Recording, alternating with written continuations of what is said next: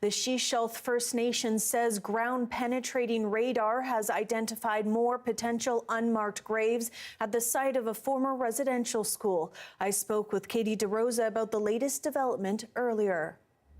Well, the nation, which is on the Sunshine Coast, says it used ground-penetrating radar to identify 41 more potential unmarked graves near the former St. Augustine residential school. The nation says the finding comes from an archaeological team that has been scanning the area for the last 18 months. Chief Lenora Joe says the discovery brings the number of suspected graves at the site to 81 after an initial finding 2 years ago. Now, several First Nations across Canada have used ground-penetrating radar and other methods to search the grounds of former residential school sites to get more answers on the number of deaths.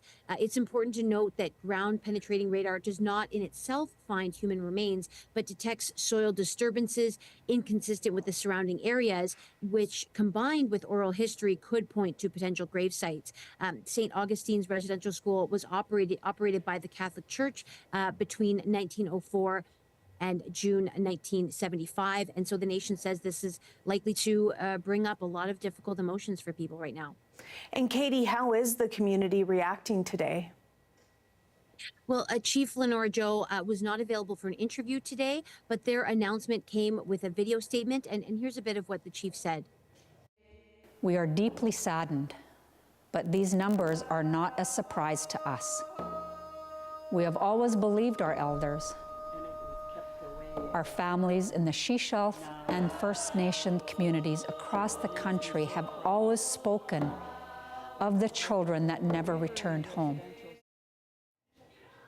And now Chief Joe says the nation is working with 53 other First Nations whose children attended the institution, including from other parts of BC and as far as way of Saskatchewan.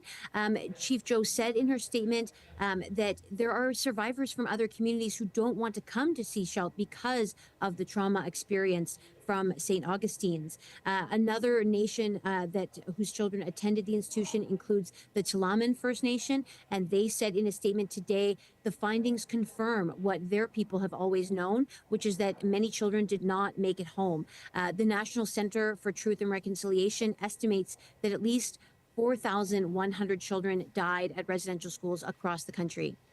Thank you, Katie. That's Katie DeRosa reporting.